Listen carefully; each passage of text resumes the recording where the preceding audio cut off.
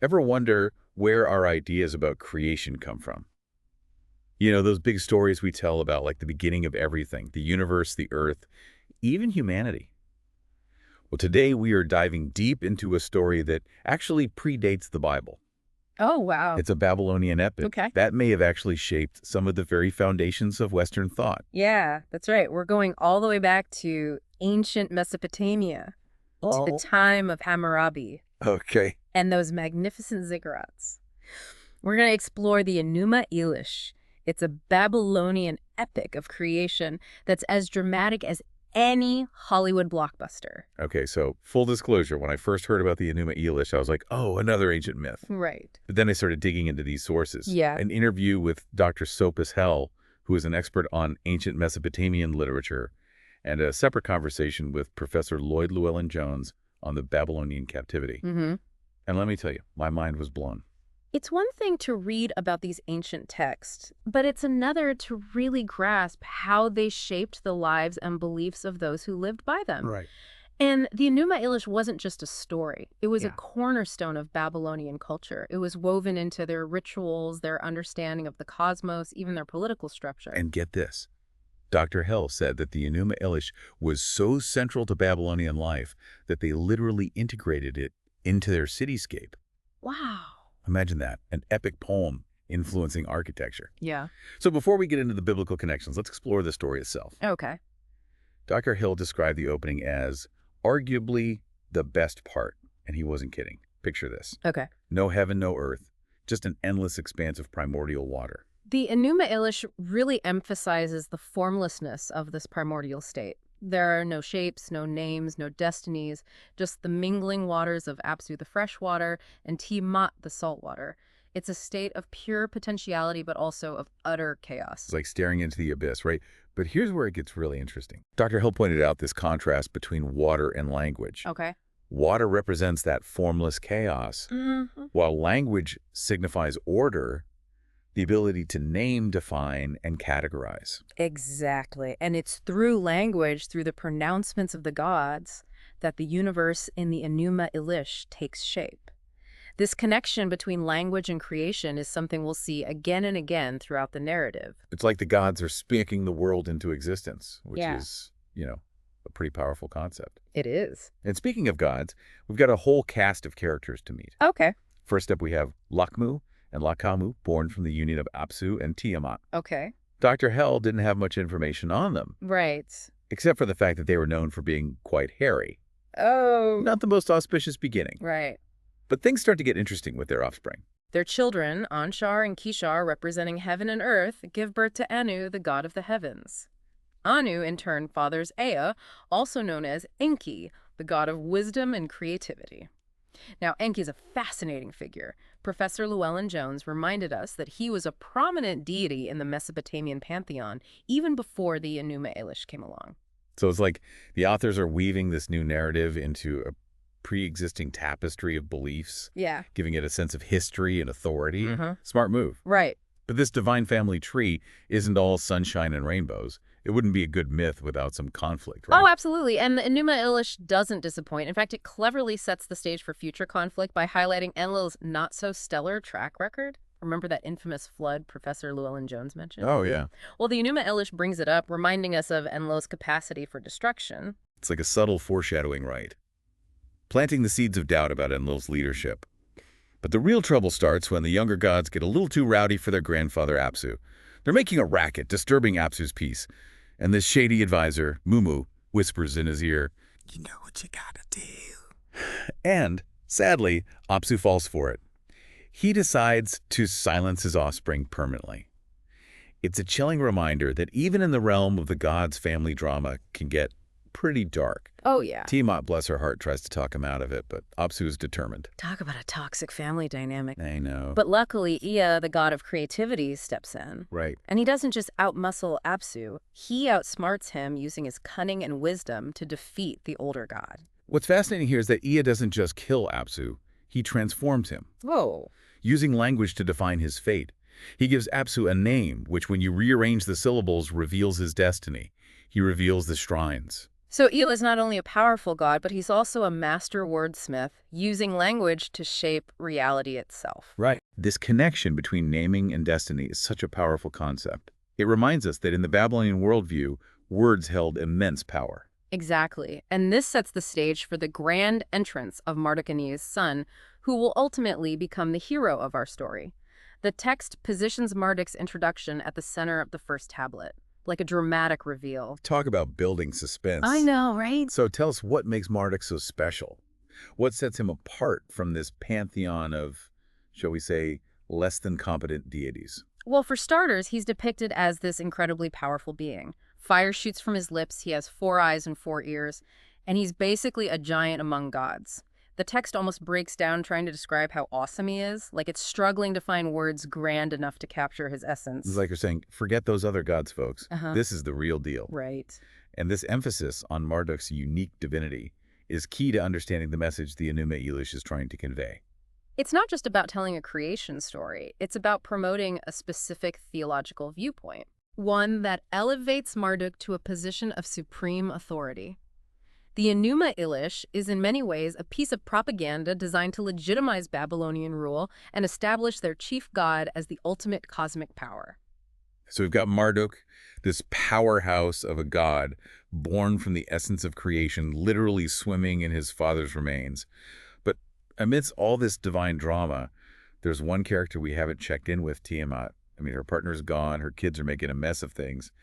How is she taking all of this? Well, surprisingly, she seems okay with it at first. Really? But Dr. Hell explained that the Enuma Elish is structured with this mirroring effect. Okay. So what happened to Apsu will eventually happen to Tiamat, but on a much grander scale. Okay, so there's trouble brewing on the horizon. Yes. Tiamat is not going to let this stand, is she? Not a chance. Remember those winds Anu gave Marduk to play with? Yeah. They turn out to be a bit more than just toys. They create a cosmic disturbance that stirs up Tiamat's waters and infuriates her. So basically, Marduk is that kid who gets a drum set for his birthday and just won't stop banging. And in this case, the drumming is causing a literal cosmic storm. Exactly. And Tiamat is not happy about it. Right. The other gods, fearing Marduk's power and perhaps a bit annoyed by all the noise, decide to exploit the situation. They go running to Tiamat complaining about Marduk, but instead of addressing the issue directly, they manipulate her, blaming her for not supporting Apsu and pressuring her to take action. It's a classic case of guilt tripping, right? Yes. Playing on Tiamat's maternal instincts while also shaming her for her past inaction. Talk about a no-win situation. So how does Tiamat respond to this pressure? Does she confront Marduk directly? Well, she does eventually confront him, but not before unleashing her fury in a truly epic way. We're talking monsters, and not your average garden variety goblins. She creates an army of creatures straight out of a Babylonian nightmare. Giant serpents, scorpion men, fishmen, you name it. The text really goes all out describing this monstrous legion, emphasizing the sheer scale of the threat Marduk is facing. It's like she's channeling all of her anger and grief into this monstrous force, Yeah. ready to take on the upstart god who has disrupted her world. Exactly. And this is where things get really interesting. Dr. Hell pointed out that Tiamat's portrayal shifts throughout the narrative. Sometimes she's described as a vast primordial sea, while at other times she appears as a more defined, monstrous creature. So she's literally and figuratively hard to pin down, Yes. which, as you hinted earlier, is going to play a key role in the upcoming conflict. Oh, absolutely. This fluidity, both literal and metaphorical, is central to understanding the power dynamics at play in the Enuma Elish. But for now, we have this clash of the titans brewing, and trust me, you won't want to miss how it all unfolds. Oh boy. Okay, so we've got this epic showdown brewing. A face-off between Marduk, the up-and-coming god of Babylon, and Tiamat, the primordial sea goddess who embodies chaos itself. What happens next? Does it turn into like a cosmic free-for-all? It's actually more of a strategic chess match than a chaotic brawl. Before the battle even begins, we see the gods engaging in some, shall we say, divine bureaucracy. Oh, really? They're sending frantic messages back and forth trying to figure out how to handle this monster-sized problem. So even the gods aren't immune to a bit of red tape. But this isn't just about paperwork. It's about establishing a hierarchy, a chain of command. Precisely. And what's fascinating is that this scene, as Dr. Hell and his colleagues pointed out in their new book, mirrors the emerging social structures in Babylon at the time. We see the emergence of messengers, assemblies, and of course the concept of kingship itself. It's like they're creating a blueprint for their society while simultaneously facing down this primordial threat. But tell me, do any of the other gods step up to challenge Tiamat? I mean, surely someone besides Marduk is brave enough to take her on. You'd think so, right? But both Anu and Ea, two of the most powerful gods in the pantheon, try their hand at confronting Tiamat, and both fail miserably. It's almost as if the Enuma Elish is deliberately setting them up to fail, highlighting their inadequacy in comparison to Marduk. Okay, so the stage is set, the other gods have proven incapable, and Marduk steps into the spotlight ready to save the day. But something tells me he's not doing this out of the goodness of his heart. You're absolutely right. Marduk knows his worth, and he's not afraid to negotiate. Before he agrees to fight Tiamat, he demands something pretty significant: universal kingship. He's essentially saying, make me the top god, or you're on your own. Talk about a power move. And the gods, desperate and perhaps a little hungover from all that pre-coronation partying that Dr. Hell mentioned, agree to his terms. So Marduk's got his crown, his battle gear, and presumably a really good hangover cure. What happens next? Does he just unleash his divine fury on Tiamat? It's actually more strategic than that. Remember how Tiamat's portrayal is so fluid, shifting between a vast sea and a defined creature?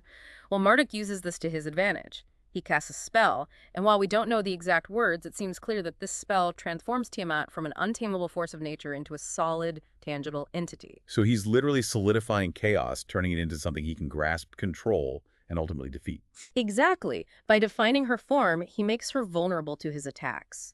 He thrusts his winds into her mouth, shoots an arrow through her body, and throws a net over her, effectively containing her chaotic power. The text even gives us this graphic description of the arrow piercing her organs, emphasizing the brutality of his victory. Oh, wow. It's a powerful image of order triumphing over chaos, but it's also pretty gruesome. But what's fascinating is that this isn't just about brute force. It's about the power of language. Marduk's spell, his words, are what ultimately enable him to defeat Tiamat. Absolutely. This reinforces that connection between language and control that we saw earlier with Ea. The ability to name, to define, is presented as the ultimate source of power in the Babylonian worldview. So Marduk has vanquished chaos, established himself as the king of the gods, and now he's standing over Tiamat's massive corpse. What does he do next? Does he just declare victory and call it a day? Not quite. The second half of the Enuma Elish takes a fascinating turn from cosmic battle to cosmic construction. Marduk, using Tiamat's body as his raw material, begins to create the world as we know it. Okay, so we're going from Clash of the Titans to Extreme Makeover, Universe Edition. Tell me, how does Marduk go from monster slayer to world builder? What does he create out of Tiamat's remains? He basically turns Tiamat inside out. Her skin becomes the sky, her breasts become mountains, rivers flow from her eyes, and the clouds are her spit. It's a bit gruesome, but it's also a powerful image of creation arising from destruction. And each element of the natural world, from the highest mountains to the smallest streams, is imbued with divine essence, a reminder that the cosmos is literally formed from the body of a god. That's quite a visual. It's amazing to think that the Babylonians envisioned themselves living within the remains of a slain god. But this isn't just some random arrangement, right? There's a clear structure to the cosmos that Marduk creates. You're absolutely right. Marduk establishes a three-tiered universe: the earth in the middle, the Apsu below, and the heavens above. Each level is centered around a temple, further solidifying the connection between the divine and the earthly realms. But perhaps most importantly, he sets the heavens in motion, creating day and night, the lunar cycle, and the constellations. Which brings us to that Babylonian obsession with astronomy. Professor Llewellyn-Jones mentioned how meticulous they were in their observations of the stars and planets, and how that influenced their understanding of time and the cosmos. And we can see the roots of that astronomical fascination right here in the Enuma Elish. The text establishes a theological framework for their intricate understanding of the cosmos, and Marduk himself becomes associated with the planet Jupiter, the king of the planets, further emphasizing his role as the ruler of the universe. So it's like the text is both reflecting and shaping their worldview. It's explaining the heavens while also giving them a framework for understanding their place within it. Precisely, it's a powerful blend of myth and science, of storytelling and observation. But there's one key element missing from this newly created world: us. When do humans enter the picture? I was just thinking that Marduk has created the heavens and the earth, but where are the people? Well, we actually don't show up until pretty late in the story, in the 6th of the 7 tablets. Dr. Hell explained how the Enuma Elish incorporates an older Mesopotamian myth where humanity is created to take on the work of the gods, essentially preventing a divine labor dispute.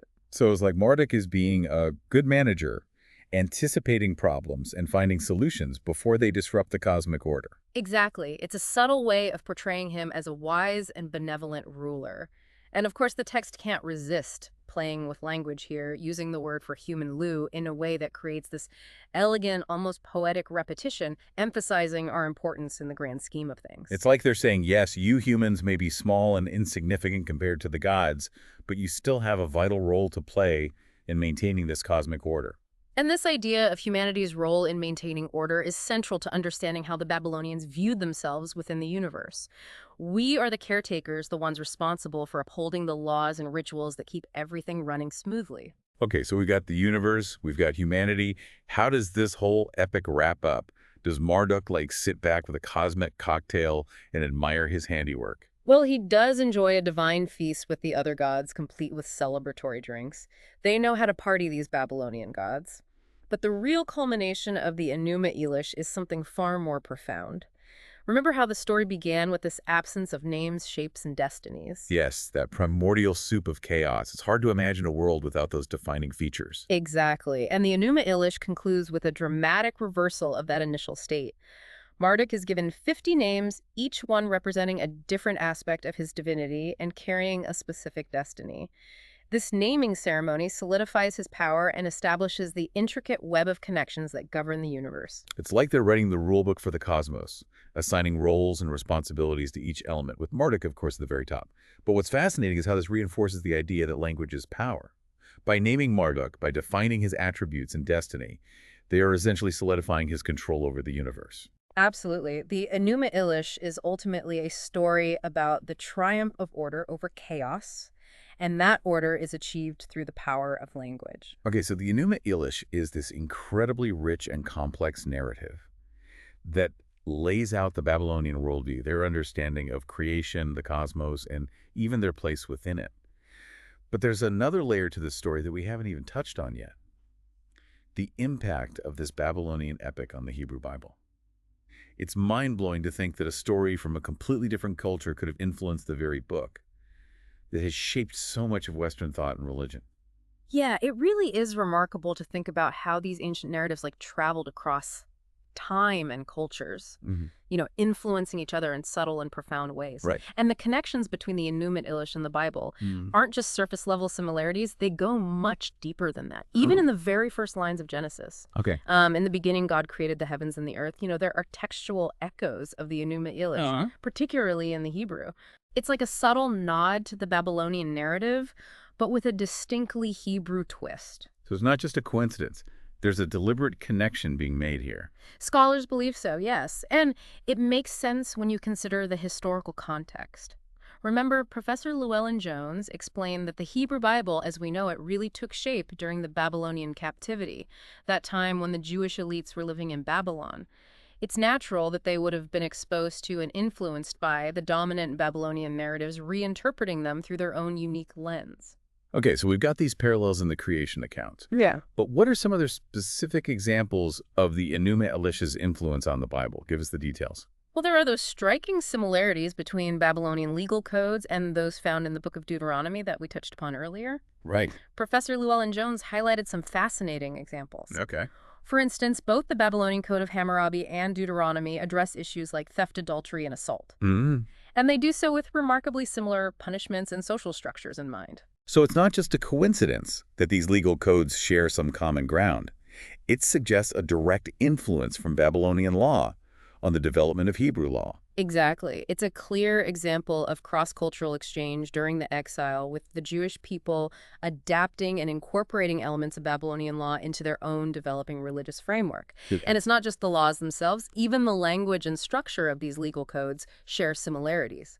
Both emphasize the concept of divine justice, and both present a hierarchical view of society with a clear emphasis on authority and obedience. It's amazing to think about how these ancient cultures, despite their differences, were engaged in this kind of dialogue. Yeah. Sharing ideas and influencing each other's legal and religious systems. Absolutely, and it's not just the legal codes. The very concept of the covenant, so central to the Hebrew Bible, has strong parallels with Babylonian and Assyrian ideas of royal covenants. Right. It's that same idea of an agreement between a ruler and their subjects with obligations and consequences on both sides. Think about the covenant between God and Abraham, for example. It's a binding agreement, a promise made and a promise kept, much like the royal covenants we see in ancient Mesopotamian texts. It's like they're taking this familiar concept, this idea of a binding agreement, and imbuing it with a new spiritual significance, Hmm. shaping it to fit their own understanding of God and their relationship with the divine. Right. But what about those other stories we mentioned earlier, like the Garden of Eden and the flood? Uh-huh. Do those have any Babylonian connections? Right. It's fascinating how these stories, while distinctly Hebrew in their message and meaning, share some intriguing similarities with Mesopotamian myths and legends. The Garden of Eden, for example, with its themes of temptation and expulsion from paradise, has parallels with Mesopotamian stories about a sacred garden where the gods dwell. And Professor Llewellyn-Jones was particularly excited about the connections between the story of Noah's Ark and the Babylonian flood myth found in the Epic of Gilgamesh. Both stories feature a righteous man chosen to survive a catastrophic flood, and both emphasize the importance of divine judgment and mercy. It's incredible to think about these stories traveling across cultures and through time being reshaped and reimagined to fit new contexts and beliefs. It really highlights the interconnectedness of the ancient world, how these seemingly separate cultures were constantly in dialogue with each other. Exactly. It reminds us that even the most sacred narratives are products of their time and place, shaped by cultural exchange and historical circumstances. Right. And it's not just the grand narratives that were influenced by the Babylonian experience. Even the deeply personal expressions of faith and doubt found in the Psalms bear the marks of the exile. That's right. Professor Llewellyn-Jones spoke about those heartbreaking psalms of exile, those cries for deliverance written during the captivity. Yes. Psalm 137, for example, begins with that incredibly poignant line, "By the rivers of Babylon we sat and wept." Hmm. It's such a powerful expression of longing for the homeland, the pain of being separated from everything they held sacred. It's hard to imagine what it must have been like to be so far from home, surrounded by a culture that, while not overtly hostile, was still fundamentally different from their own. And what's so interesting is that this psalm, with its raw emotion and yearning for Zion, stands in contrast to the archaeological evidence that Professor Llewellyn-Jones discussed, the evidence that suggests many Jewish exiles were actually adapting quite well to life in Babylon. So it's like there were these multiple layers of experience within the exiled community. Some were clinging to the past, mourning the loss of their homeland, while others were finding ways to thrive in this new environment. Exactly. And this diversity of experience is reflected in the Psalms themselves. There are Psalms of lament, of course, but also Psalms of praise, of thanksgiving, even of joy. It's a testament to the resilience of the human spirit, the ability to find meaning and hope, even in the midst of displacement and uncertainty. But the Babylonian exile wasn't just about preserving their existing beliefs, it was also a time of profound theological evolution for the Jewish people. That's right. Professor Llewellyn-Jones suggested that the exile led to a more abstract, monotheistic concept of God, possibly influenced by Persian religious ideas. Remember how the temple in Jerusalem was destroyed? Yes. Well, without that physical center of worship, the Jewish people had to reimagine their relationship with God. It's a fascinating example of how historical circumstances can shape religious beliefs. Forced out of their homeland, separated from their temple, the Jewish people had to find a new way to connect with the divine, and this led them to develop a more universal concept of God, one that wasn't tied to a specific location or ritual practice. So it's like they're forced to move from a localized, temple-based faith to something more portable, more personal, something that can exist anywhere, even in exile. And this shift, as Professor Llewellyn-Jones pointed out, had a profound impact on the development of Judaism and, by extension, Christianity as well. Precisely, it's a reminder that even our most deeply held beliefs are constantly evolving, shaped by history, culture, and the human need to make sense of the world around us. Wow, so much to unpack here. Yeah. This deep dive into the Enuma Elish and the Babylonian captivity has really opened my eyes to the interconnectedness of ancient cultures, how these seemingly separate worlds were actually in constant conversation with each other, influencing and inspiring each other in ways that continue to resonate today. It's truly remarkable to think about how a Babylonian epic, a story about gods and monsters and the creation of the universe, could have had such a profound impact on the development of Western thought and religion. It's a reminder that history is never simple, that our stories are always intertwined, and that there's always more to discover beneath the surface of what we think we know. Exactly. And we encourage you to keep exploring, to delve deeper into the fascinating world of Babylonian literature, and to consider those hidden layers of influence that might be waiting to be uncovered in the stories we tell ourselves about the world. Who knows what you might discover on your own deep dive?